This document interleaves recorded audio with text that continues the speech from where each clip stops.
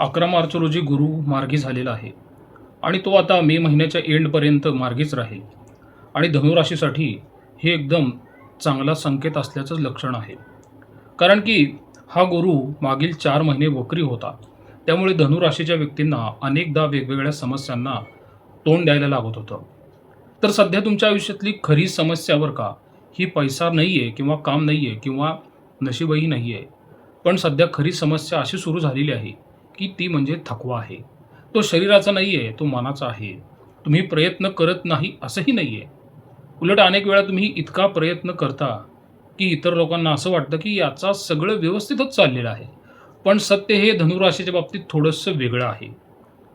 काही दिवस असे येतील, की जिथे तुम्ही सकाळी उठताल बरं का आणि कामालाही जाताल, लोकांशी बोलताल, पण नेहमी तुमच्या आतून एक विचार हा गुरु आणून देणार आहे मार्गी झालेला, की हेच माझं आयुष्य आहे का?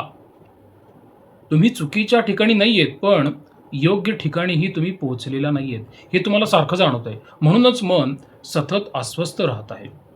कधी असं वाटतं, की काहीतरी मोठा निर्णय घ्यावा आणि कधी तुम्हाला असंही वाटत असेल, की सगळं जसं चाललेलं आहे तसंच चालू द्यावं. आणि हा जो गोंधळ आहे ना, तो कमजोर माणसाला होत नाहीये. तो अशा माणसाला होतो, की जो सध्या आयुष्यावरती समाधानी राहणारा नाहीये. म्हणून धनुराशीच्या लोकांमध्ये एक गोष्ट सध्या सुरू झालेली आहे, की तुम्ही खूप काळ लहान चौकटीत राहू शकणार नाही आहेत. जिथे वाढ नाही आहे, जिथे अर्थ नाही आहे आणि जिथे उत्साह नाही आहे, तिथे तुमचं मन आता जास्त काळ टिकत नाही आहे. म्हणूनच सध्या धनुराशीच्या आयुष्यात जे चाललेलं आहे ना, त्याला मी संकट तर अजिबात म्हणणार नाही. तो एक संकेत आहे. संकेत असा आहे, की तुम्ही ज्या टप्प्यावर आहेत, तो टप्पा काही कायमचा नाही आहे. आणि पुढे काहीतरी नक्कीच बदलणार आहे. आणि प्रामाणिकपणे सांगायचं तर धनुराशीच्या लोकांचं आयुष्य नेहमी सरळ रेषेत चालतच नाही. ते अचानक सारखं वळण घेत असतं आणि बराच काळ काहीच होत नाही आणि मग अचानक एखादी संधी येते. तुम्हाला एक ओळख होते आणि एक निर्णय तुमच्याकडून घेतला जातो आणि आयुष्य पूर्णपणे बदलायलाही सुरुवात होते.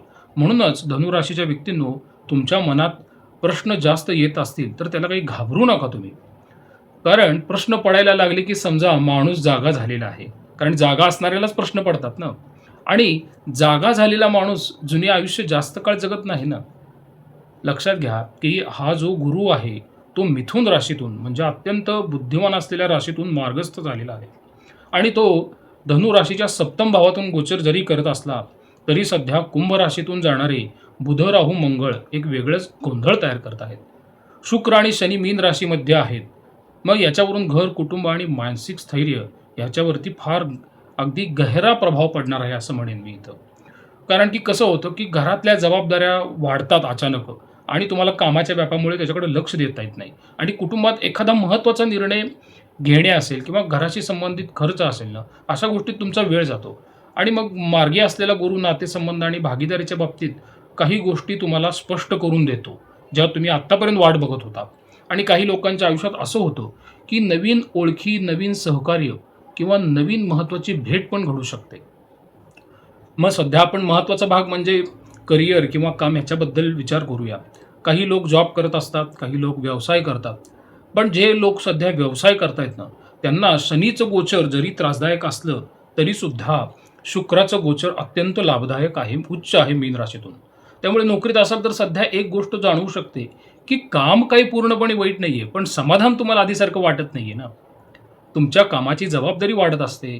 तुम्हाला नवीन काम दिले जातं, टास्क दिले जातात आणि कधी एखादा प्रोजेक्ट अचानकच तुमच्याकडे येतो. म्हणजे उदाहरणार्थ कसं आहे, की टीममध्ये एखादा सदस्य कमी काम करतो आणि शेवटी सगळ्या प्रोजेक्टची जबाबदारी धनुराशीच्या व्यक्तीवर येते.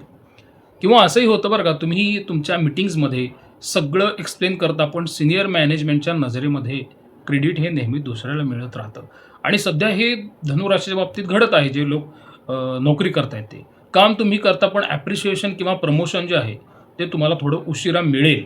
म्हणून मनात कधी-कधी तुम्हाला असा विचार येईल काय, की मी इतकी मेहनत करतोय, तरीही माझं काम दिसतंय का? असा प्रश्न येतो. स्वाभाविकच आहे असं येणं. पण लक्षात ठेवा, हा काळ तुमचं काम कमी लेखण्यासाठी नाही आहे. हा काळ तुमची क्षमता वाढवण्यासाठी असतो. म्हणून तुम्हाला इथं मला असा एक प्रॅक्टिकल सल्ला देऊ शकतो बरं का मी, की तुमचं काम व्यवस्थित डॉक्युमेंट करा. तुमचे स्किल्स वाढवा, कम्युनिकेशन्स मजबूत ठेवा. डॉक्युमेंटेशन मात्र फार बारकाईने करणं गरजेचं आहे. कारण काही वेळा काम करण्या इतकंच काम दिसणंही महत्त्वाचं असतं. हे पण लक्षात घ्या, हा व्यवहाराचा नियम आहे. याचबरोबर जे लोक व्यवसाय करतात ना, तर त्यांच्यासाठी परिस्थिती थोडी वेगळी दिसेल. काम तुम्हाला येत राहील, तुमचे क्लायंट्स आहेत, ग्राहक आहेत, ऑर्डरही मिळत राहतील. पण कधी-कधी असं होऊ शकतं बरं का, या मार्गस्थ झालेल्या गुरुच्या परिस्थितीत प्रॉफिट मार्जिन अपेक्षेपेक्षा कमी असेल. म्हणजे उदाहरणार्थ सेल्स होतील तुमचे, पण खर्च जास्त वाढत राहतील. किंवा असंही होतं, की ग्राहक प्राईस निगोशिएशन जास्त करतात. म्हणून तुम्हाला मग त्याच्यामध्ये प्रॉफिट कमी राहू शकतो. मग कधी-कधी धनुराशीच्या बाबतीत असंही होईल बरं का, की नवीन ग्राहक मिळतात, पण ते काही लाँग टर्म टिकणार नसतील. म्हणजेच काम चालू आहे, पण ग्रोथ जी आहे ना, ती तुम्हाला हळू-हळू वाटेल. काही वेळा काय होतं, मनात नवीन आयडिया येते धनुराशीच्या, की मी नवीन प्रॉडक्ट ॲड करावा का व्यवसायामध्ये? सर्व्हिस सुरू करावी का? किंवा व्यवसाय मी एक्सपांड करावा का? पण सध्या लगेच रिस्क घ्यायची खात्री तुम्हाला होत नाही आणि घेऊच नाही सध्या तरी. म्हणून तुम्ही विचार करत राहत असता, की आत्ता एक्सपांड करावं का अजून थोडा वेळ थांबावं? म्हणून मला धनुराशीच्या व्यावसायिकांना असा सल्ला देऊ वाटतो, की तुम्ही मोठी रिस्क घेऊ नका. पूर्णपणे थांबूही नका ना. छोट्या स्केलवरती थोडी तुमची आयडिया जी आहे ना, ती टेस्ट करा. एक उदाहरणार्थ काय आहे, की नवीन प्रॉडक्ट लिमिटेड क्वांटिटीमध्ये तुम्ही लॉन्च करू शकता. ऑनलाईन मार्केटिंगचं थोडं ट्राय करा किंवा नवीन पार्टनरशिप ट्रायल बेसिसवरती तुम्ही तपासा. कारण की ग्रहांचं जे बॅलन्स आहे ना, तो सध्या हेच दाखवतो. यामुळे मार्केट रिस्पॉन्स तुम्हाला समजेल आणि रिस्कही कमी राहील. म्हणून जे लोक व्यवसाय किंवा नोकरी करतात ना, त्यांच्यासाठी एकत्रित मला असं सांगायचं आहे, की सध्याच्या कामाच्या बाबतीत घाईत मोठा निर्णय घेऊ नये. कारण की चौथं शनीचं गोचर आहे. पण शुक्र उच्च आहे, त्यामुळे शनीचा त्रास तुम्हाला नाही आहे. तयारी करण्याचा तुम्ही प्रयत्न करा व्यवसायाच्या किंवा नोकरीच्या ठिकाणी स्किल वाढवण्याचा प्रयत्न करा. भविष्यात उपयोगाला येईल आणि जो व्यक्ती आत्ता तयारी करेल ना, तो पुढच्या संधीसाठी तयार असेल. आता पैशाच्या बाबतीत जर विचार केला ना, काय होतं, की सध्या आर्थिक संतुलन राखणं फार गरजेचं आहे. म्हणजे कमाई सुरू असेल, पण काही खर्च अचानक वाढू शकतात. म्हणजे काय होतं, की घराशी संबंधित खर्च असतात, कुटुंबासंबंधित खर्च असतात, एखादी काही तातडीची गरज पण असते. म्हणून इतर बाबतीत मोठा खर्च किंवा इन्व्हेस्टमेंट करण्याआधी थोडा वेळ विचार करा तुम्ही. कुठेतरी तुम्हाला ते आर्थिक नियोजन जे आहे ते उपयोगाला येऊ शकतं. नात्यांमध्ये मात्र संवेदनशीलता वाढलेली दिसू शकेल. म्हणून धनुराशीच्या व्यक्तींनो, नात्यांच्या बाबतीत सध्या तुम्हाला एक सूक्ष्म बदल जाणवू शकतो. हे मोठं भांडण किंवा मोठा संघर्ष नसतो, पण लहान गोष्टी तुम्हाला मनाला जास्त लागलेल्या आहेत नातेसंबंधांमध्ये. फक्त तुम्ही त्या बोलून दाखवत नाही. समोरची व्यक्ती एखाद्या दिवशी नेहमीसारखी बोलत नाही ना, तर लगेच तुमच्या मनात प्रश्न येऊ शकतो, की काहीतरी आता बदललेलं आहे. थोडंसं तुम्हालाही आतून अस्वस्थ झाल्यासारखं वाटतं. तुमच्या जोडीदाराबरोबर पण वाटतं आणि तुम्ही एखाद्या विषयावर साधं मत व्यक्त करता आणि ते सुद्धा मग त्या जोडीदाराला कठोर वाटू शकतं. आणि मग काही वेळा अशी परिस्थिती होते, की दोघांनाही काहीतरी सांगायचं असतं, पण कोण आधी बोलतच नाही ना. सुरुवात कोणीतरी केली पाहिजे ना. आणि मग तिथून काय होतं, संवाद कमी होऊ लागतो आणि कुटुंबातही काही वेळा असे प्रसंग येऊ शकतात. घरातील एखाद्या निर्णयावर मतभेद पण होतात. आर्थिक बाबींवरती चर्चा होते किंवा एखाद्या जबाबदारीवरून तुमच्या घरात तणाव वाढतो, मतभेद होतात. कोण पुढं जाऊन कॉम्प्रोमाइज करणार असा प्रश्न येतो. त्यामुळे मग सगळे तुमच्यावर आरोप करतात, की तुम्ही काही आता आधीसारखे राहिलेले नाही आहेत. म्हणून तुम्हाला असं वाटतं, की मी इतकं प्रयत्न करतो, कष्ट करतो, तरीही मला घरातले लोकं असं का म्हणतात? पण इथे समस्या भावना कमी झाल्याची नाही आहे. समस्या ही संवाद कमी झाल्याची आहे आणि तो तुम्ही कमी ठेवताय. म्हणून ह्या काळात एक गोष्ट महत्त्वाची आहे, की लहान गोष्टी मनात ठेवू नका. कधी-कधी फक्त साधं बोलणं सुद्धा कसं असतं, की गैरसमज दूर करू शकतो आणि पुढचे तुमचे जे प्रवास आहे ना, तो सहज होतो ना. मी थोडा व्यस्त होतो, पण तुमच्याबद्दल मला विचार आहे डोक्यामध्ये, असं बोलण्याने काही फरक पडत नाही ना. इतकं बोललात तरी परिस्थिती बदलू शकते. म्हणून धनुराशीच्या व्यक्तींनो, नात्यांच्या बाबतीत सध्या फक्त प्रेमसंबंध किंवा कुटुंब एवढाच विषय नसतो, की ह्या काळात वेगवेगळ्या प्रकारच्या नात्यांमध्ये थोडी संवेदनशीलता दिसू शकते. त्यामुळे प्रत्येक संबंधाकडे थोडं शांतपणे आणि समजून घेऊन पाहणं महत्त्वाचं आहे. प्रेमसंबंध किंवा जोडीदारामध्ये सुद्धा काही वेळा अशी परिस्थिती तयार होऊ शकते, की दोघांनाही एकमेकांची काळजी असते, पण ते स्पष्टपणे व्यक्त होत नाहीत. म्हणजे उदाहरणार्थ, जोडीदार एखाद्या दिवशी कमी बोलतो किंवा व्यस्त असतो, तर लगेच मनात शंका येऊ शकते, की काहीतरी बदललं आहे का? कधी-कधी लहान विषय चर्चा सुरू होते त्याच्यामध्ये, पण तो गैरसमजात बदलते आणि प्रत्यक्षात समस्या मोठी नसते. फक्त भावना योग्य वेळी व्यक्त न झाल्यामुळे अंतर तयार होतं. वैवाहिक जीवनामध्ये जे लोक आहेत ना, त्यांच्यामध्ये मग घरातील जबाबदाऱ्या, आर्थिक निर्णय किंवा वेळेचं नियोजन यावरून मतभेद होऊ शकतील. म्हणजे उदाहरणार्थ एकाला वाटतं की कामामुळे वेळ कमी मिळाला, तर दुसऱ्याला वाटतं की लक्ष कमी दिलं जातं आणि अशा वेळी शांतपणे चर्चा केली तरी समस्या सहज सुटू शकते ना. मग त्याच्यामध्ये मग कुटुंबातील घरातली नाती कशी असतात, की घरात कधी-कधी पिढीतील विचारांमध्ये फरक दिसतो.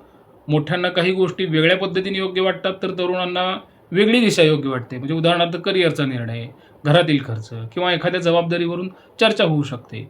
पण संयम ठेवला तर ही चर्चा समज वाढवणारी ठरते ना. त्याच्याबरोबर तुमचे मित्र किंवा जवळचे स्नेही असतील, तर काही वेळा संवाद कमी होतो किंवा भेटीसाठी पण कमी वेळा तुम्हाला मित्रांना संधी मिळते. पण प्रत्यक्षात प्रत्येकजण आपल्या कामात व्यस्त असतो, त्यामुळे अंतर तयार होतं. पण कधी-कधी एखादा साधा फोनसुद्धा तुम्हाला संदेश किंवा मेसेजसुद्धा मित्रांमधलं अंतर वाढवू शकतो ना.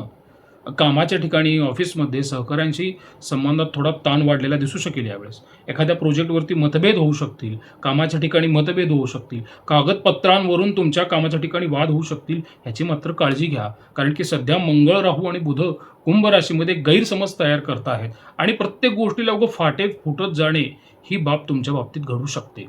म्हणून धनुराशीच्या व्यक्तींसाठी हा काळ नात्यांमध्ये मोठे तुटणे घडवणारा नाही, पण समज, संयम आणि संवादाची गरज वाढवणार आहे. आणि जर तुम्ही शांतपणे बोललात ना, तर समोरच्याचं ऐकलं आणि भावना स्पष्ट केल्या, तर गैरसमज आपोआप दूर होऊ शकतात आणि नाती आधीपेक्षा अधिक मजबूत होऊ शकतात. म्हणून हा काळ मला वाटतं धनुराशीसाठी पुढचा हा काही नकारात्मक नाही आहे, पण तो तुम्हाला थोडं थांबवून विचार करायला लावणार आहे आणि तुम्ही थोडं थांबवून वेळ घ्या विचार करण्यासाठी. काही निर्णय उशिरा होतील आणि काही गोष्टी हळूहळू स्पष्ट होतील ना. पण शेवटी जे घडेल ना, ते धनुराशीच्या आयुष्यासाठी योग्य ठरणार आहे. म्हणून ही जी सध्याची ग्रह परिस्थिती आहे की नाही, ही एक वेगळ्याच प्रकारचं संतुलन तयार करत आहे. प्रत्येक बदलामागे एक नवीन संधी लपलेली आहे. फक्त तुम्ही वाईजफुली शहाणपणाने ती स्वीकारा आणि जर संयम ठेवला तर नक्कीच पुढच्या काळामध्ये प्रगती होईल. मित्रांनो, गुरु मार्गी झाल्यानंतर प्रत्येक राशीच्या मनामध्ये एक सूक्ष्म बदल तयार होतात. आयुष्यामध्ये फार सूक्ष्म गोष्टी असतात, त्या आपल्याला कधी-कधी जाणवत नाहीत, नकळत त्या घडत राहत असतात. त्या सूक्ष्म बदलांमुळं आपल्या मनात वेगवेगळे विचार येतात, कुटुंबातील लोकांच्या मनामध्ये वेगवेगळे विचार येतात. तुम्ही जिथं नोकरी करता त्यांच्या ठिकाणी मनामध्ये वेगवेगळे विचार तयार झालेले असतात. हे मार्गी झालेले ग्रह असे कुठेतरी विचार फिरून जातात. त्यावेळेस मग जी बदललेली मानसिकता असते, त्या बदललेल्या मानसिकतेमुळं आपल्या कामावरती, व्यवसायावरती, नात्यांवरती असे वेगवेगळे परिणाम होतात. आरोग्यावरती पण परिणाम होतो. मग मी ह्या व्हिडिओमध्ये तेच तुम्हाला सांगण्याचा प्रयत्न केला आहे, की असे बदल तुमच्या ह्या मार्गस्थ झालेल्या गुरुमुळे पुढे होऊ शकतात आणि हा काळ अगदी मे महिन्याच्या शेवटपर्यंत आहे. तिथून पुढे मग 3 एप्रिलला मंगळाचं गोचर बदलेल. त्यावेळेस मग मी तुम्हाला वेगळं मार्गदर्शन घेऊन येईल. त्यावेळेस कोणत्या प्रिकॉशन्स तुम्ही घेतल्या पाहिजेत, काळजी घेतल्या पाहिजे. धनु राशीसाठी जर कोणती उपासना करायची असेल, तर तुमच्या राशीचा स्वामी गुरु आहे. मी प्रत्येक वेळा सांगतो, ज्यांच्या राशीचा स्वामी गुरु आहे, त्यांनी ज्ञानदान शक्यतो जास्त करावं. ज्ञानदान म्हणजे तुम्ही कुठेही एकदा अपंग शाळेमध्ये, अंधशाळेमध्ये जाऊन तुम्ही त्यांना फ्री ऑफ कॉस्ट ट्रेनिंग द्या, काही ना काहीतरी शिकवा.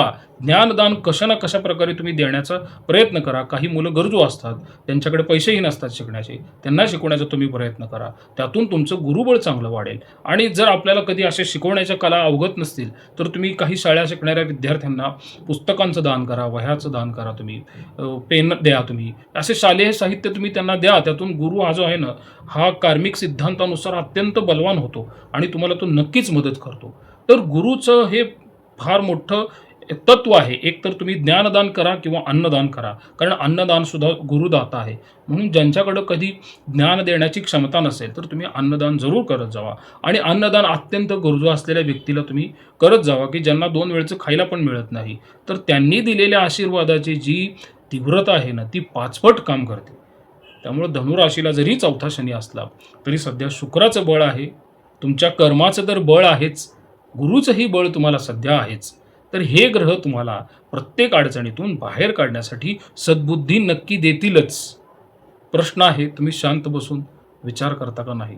प्रसाद कुलकर्णी, पंढरपूर.